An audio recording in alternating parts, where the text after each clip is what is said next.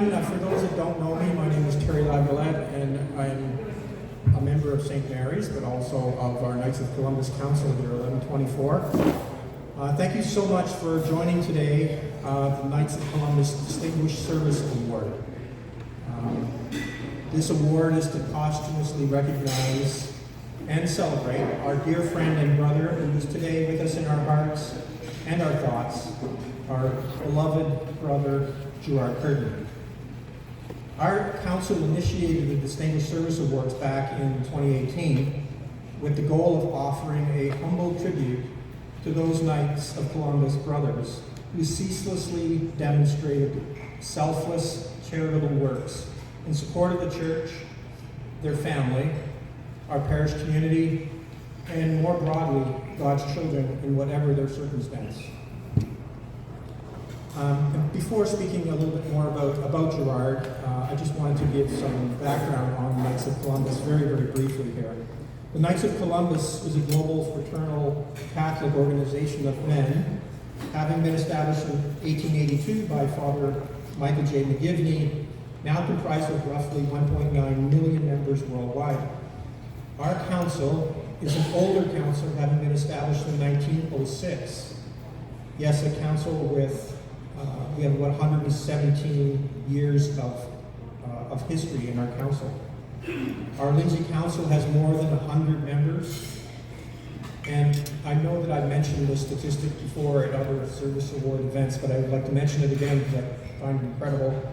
But together, our members have a combined years of service that, if connected end to end, would bring us back roughly 400 years before the birth of our Lord. So that's a lot of years of service from just the Lindsay Council. Over 2,200 years of service. Together our members, our St. Mary's Knights of Columbus Council has more than 2,500 years of combined charitable service. Gerard became a first-degree knight on April 1st, 1958, at the tender young age of 18. Over the span of Gerard's life, he selflessly contributed more than 64 years of charitable service through the order. In today's world where commitment, self-sacrifice, and dedication are a rare attribute, we certainly need more people like our beloved brother Gerard. On a personal note, it was Gerard who first approached me to welcome me, likely recognizing me as a new face to St. Mary's, when I attended Holy Mass at our church after moving to Lindsay from Curtis about 9 years ago. I can vividly remember Gerard's welcoming smile and warm handshake as we exchanged introductions. Shortly after moving to Lindsay, I met with Riley following a membership drive pulpit communication and joined our Lindsay Council. After only a few council meetings, it became clear to me that Gerard not only was a lifelong member of the Knights, but more importantly, Gerard was a practiced Catholic who put his faith into real action, serving God, our church, our priests, and our community with leadership and wisdom earned over decades of charitable works. So what is the Knights of Columbus Distinguished Service Award? This award is intended to recognize and honor individuals within our council who have contributed outstanding service both to the Knights of Columbus and most importantly to God, to family, to the church, and to our Catholic faith community. In effect, recipients of this award are celebrated for having lived a life of faith in action, which is a core tenet within the Knights of Columbus mission. The award is also intended to recognize, honor, and celebrate Gerard, who in his life as a member of the Catholic faithful lived the Knights of Columbus core values of charity, unity, fraternity, and patriotism. Finally, with this award, we recognize Gerard for having demonstrated a faith-centered life of charitable works, having given selflessly to benefit others with no expectation of recognition, reward, or acknowledgement. A commendable model of life, of a true life of faith in action. So before I go on to some further words about Gerard, I'd like to invite Mike Hannon up to speak. Mike? Today, one of our most dedicated long-serving Knights of Columbus man, who was a very active member of our Knights of Columbus St. Mary's Council 1124.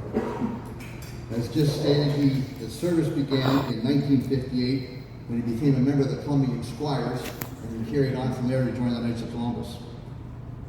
No matter what the event was, being it a fundraiser or liturgical, Gerard Curtin would be there.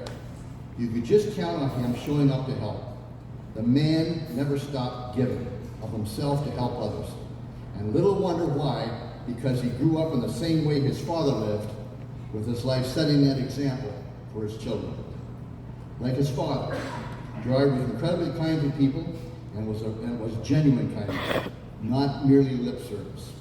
He really did care for everyone's well-being. Our own Grand Knight, Mike Perot, will tell you how taken back he was with Gerard the first time he met him. Gerard was a very happy and contented man, evidenced by the smile on his face and his never-ending laughter. I will always remember his humorous one-liners. They're always pulling at your leg or wondering if the guy was really serious. What I enjoyed about him working alongside him with his little red Ford Ranger truck and picking up yard sale merchandise, or sometimes filling that little red truck with junk. And just for the yard sale, and I say, Gerard, this stuff belongs in the dump. And he goes, I know, Mike, but the poor dear soul, she's so glad we took it for her. He worked hard. He had a full-time job while managing 350 acres on farm too. So I just got lost my place. You might know.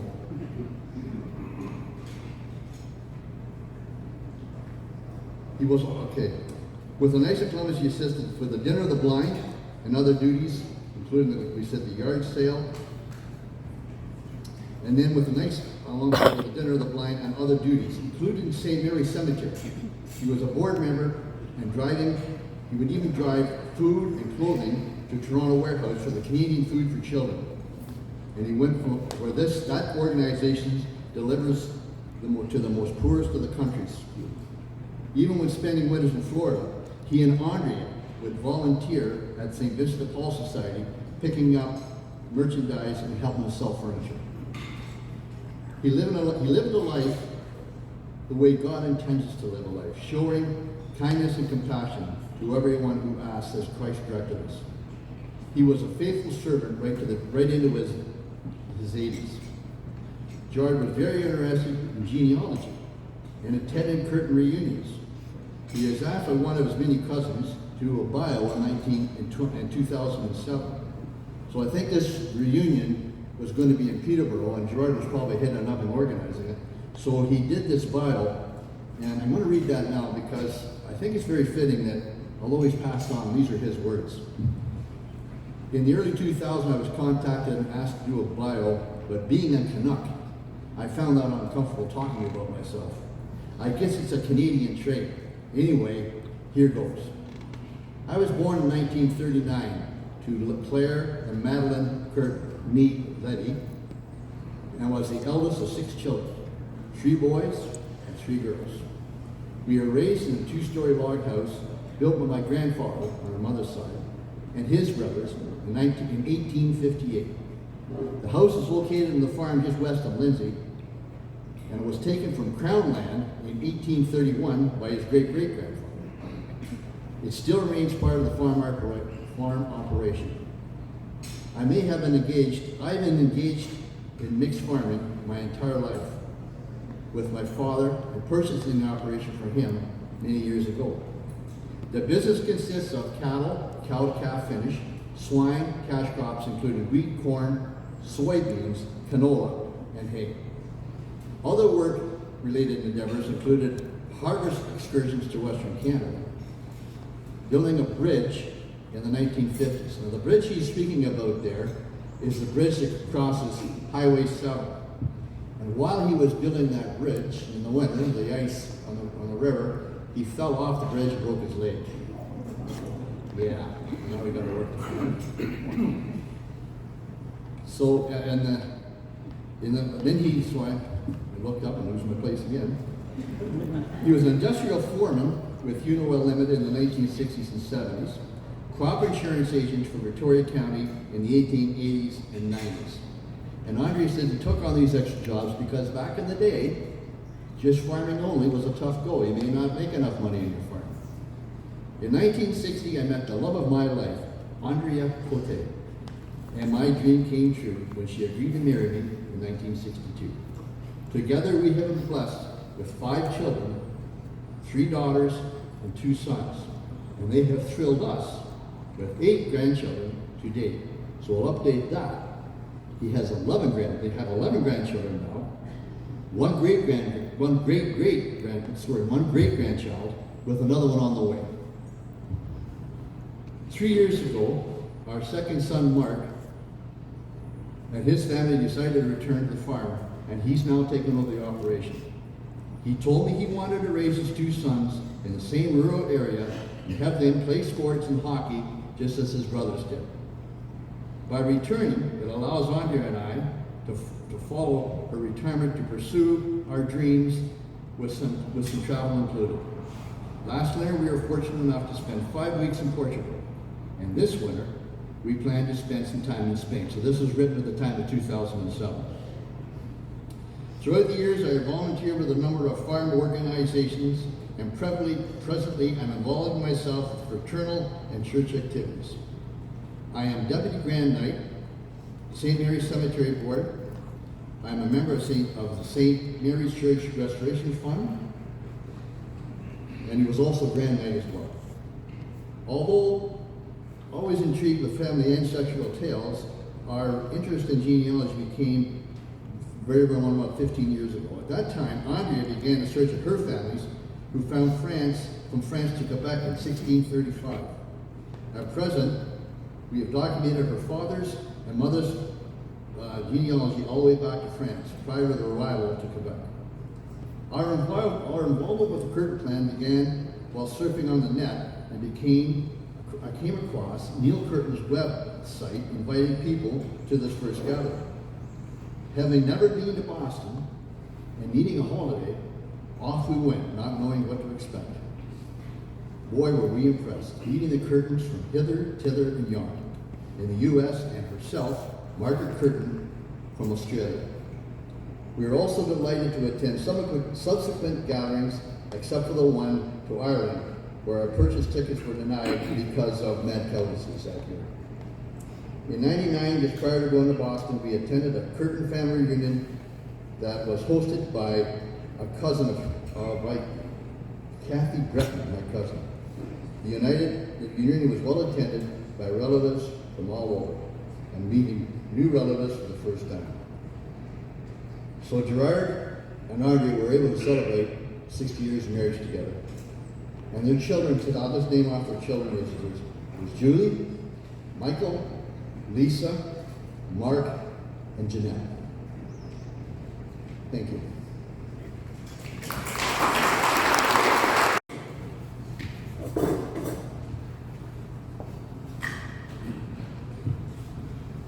Marilyn and I have been in the area for only about 10 years. So unfortunately, I don't know Gerard, or I've not known Gerard as long as most of you folks know him. But you didn't have to know Gerard very long to learn what kind of person he was. With Gerard, there was always a warm and cheerful greeting. There was always a friendly smile. There was always a generosity of spirit and a wicked, wicked sense of humor. On our very first Sunday at the 9 o'clock Mass here in St. Mary's, Marilyn and I fortunately sat in the pew directly behind Gerard and Andrea. Gerard and Andrea were the first parishioners to greet us, Gerard with that friendly smile, and to welcome us to the parish. The pew behind Gerard and Andrew was the start of a wonderful friendship, and it became our pew. Several years ago, when I was looking for a burn barrel, I heard that someone on Elm Tree Road sold them. So I called up Gerard and I asked him for the location and the direction to this barrel seller. He gave me the directions, but later that very same day, he unexpectedly arrived at our farm with a barrel in the trunk of his car. He said it was an extra one, that he didn't use it, and so he thought he would save me the trip to Elm Tree Road to pick up the barrel. This was truly, truly an act of kindness and an act of generosity. This kindness, thoughtfulness, and generosity defined Gerard. Gerard was responsible for my joining the Knights of Columbus. Although I had been thinking about the possibility of joining the Knights, Gerard's active participation in the Knights of Columbus and the subtle but shining example of charitable Christian contribution to the Knights, to the parish, and to the community inspired me to join the Knights.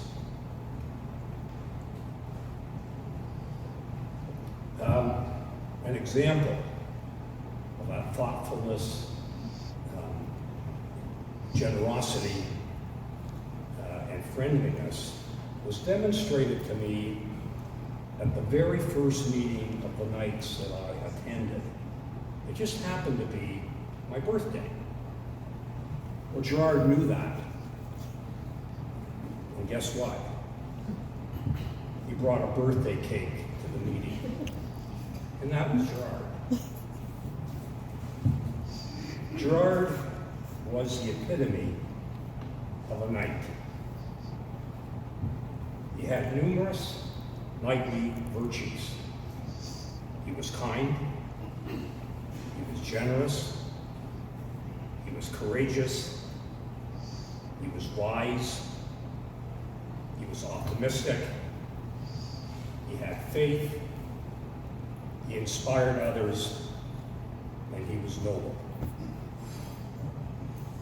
Gerard was a true knight in every sense of the word. And I can think of no one more deserving of this distinguished award. Thank you for your attention.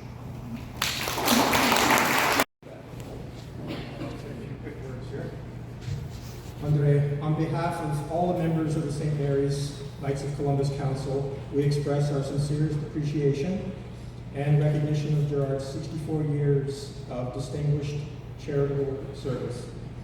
Service years that Gerard ceaselessly and selflessly provided to so many people in the spirit of charity and love of God.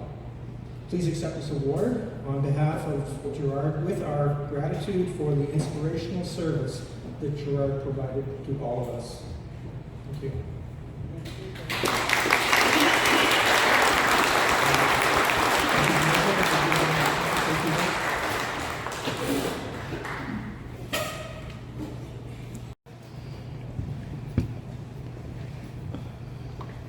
Good morning. My name is Michael Curtin, Gerard's oldest son. Reverend Fathers, Knights of Columbus, and parishioners, our family would like to thank you for honoring our father and husband in this special way. Those comments were very touching and humbling. And while the history is known quite well to me, it's quite revealing. My brother now understands where the missing burn barrel went.